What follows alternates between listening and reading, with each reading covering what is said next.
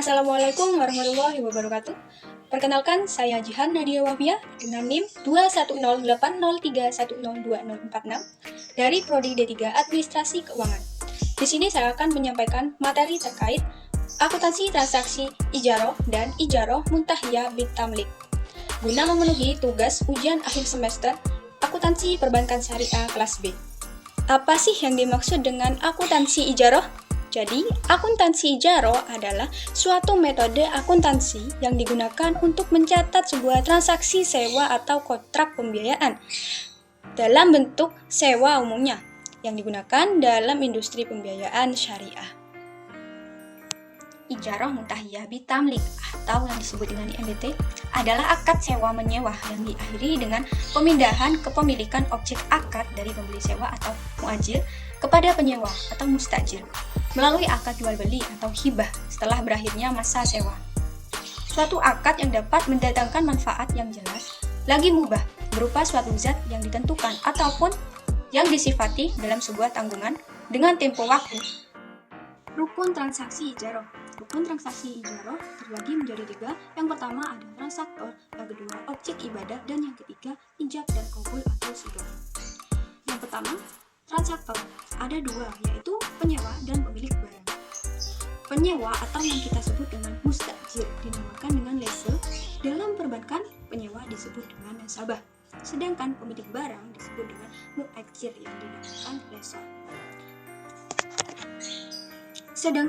barang disebut dengan muajir yang dinamakan lessor.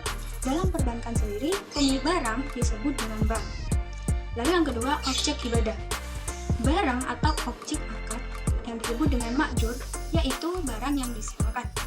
Yang ketiga, ijab dan kabul yang disebut dengan sigar, merupakan pernyataan dari kedua belah pihak yang berkontrak, baik secara verbal ataupun dalam bentuk lain, yang ekuivalen dengan cara penawaran dari pemilik aset dan penerimaan yang dinyatakan oleh penyewa atau nasabah. Selanjutnya ada rukun ijaroh muntahiyah bint tamlik. Berdasarkan fatwa DSN nomor 27 tahun 2002 disebutkan bahwa pihak yang melakukan transaksi IMBT harus melaksanakan akad ijaroh terlebih dahulu. Baru dengan demikian, pada akad IMBT berlaku semua rukun dan syarat transaksi ijaroh juga.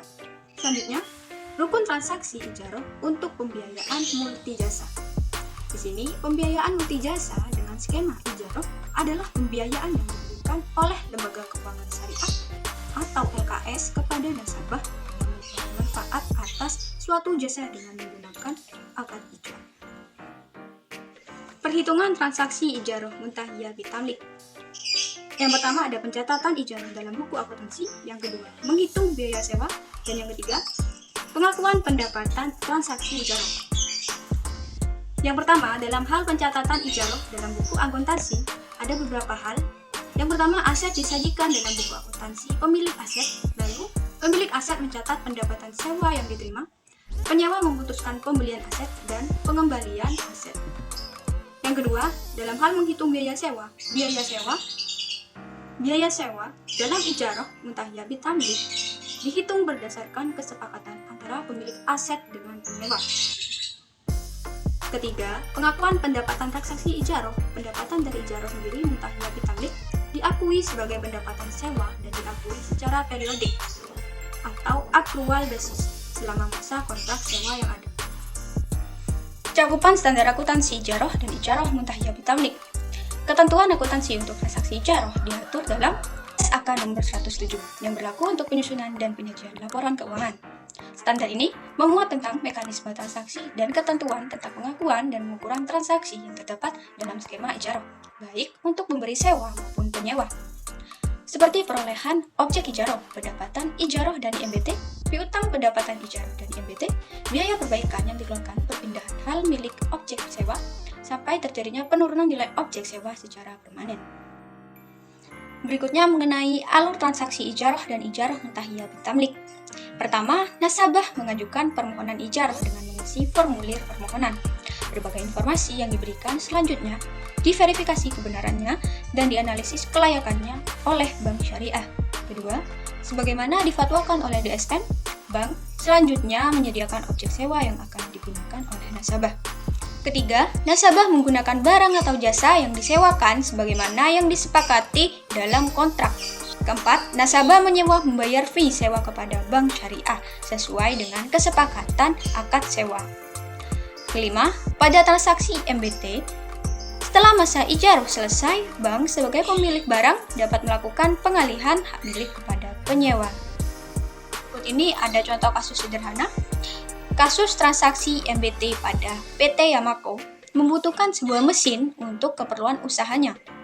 Pada bulan Januari 2019, mengajukan permohonan di MBT kepada Bank Syariah. Adapun informasi tentang penyewaan tersebut adalah sebagai berikut. Harga perolehan barang sebesar 120 juta, umur ekonomis barang 5 tahun atau 60 bulan, masa sewa 24 bulan, waktu pembelian barang setelah bulan ke-24. Teknis perhitungan transaksi MBT, misalkan untuk keperluan transaksi ijarah pada PT Yamaco di atas, pada tanggal 5 Juni 2019, teknis perhitungan transaksi MBT, misalkan untuk keperluan transaksi ijarah PT Yamaco di atas, pada tanggal 5 Juni 2019, Bank Syariah membeli aset pada perusahaan mensuplai barang yang diperlukan. Pembelian dilakukan via rekening. Pemasok tersebut adalah sebagai berikut. Pada tanggal 5 bulan Juni 2019, dicatat ke dalam debit. Pada tanggal 5 bulan 6, pada tanggal 5 bulan 6 2019, dicatat ke dalam pada tanggal 5 bulan 6 tahun 2019, persediaan ijarah dicatat ke dalam debit sebesar 120 juta. Dan kas atau rekening dicatat ke dalam kredit sebesar 120 juta. Baik, itu tadi penyampaian materi dari saya. Kurang lebihnya mohon maaf. Semoga bermanfaat. Wassalamualaikum warahmatullahi wabarakatuh.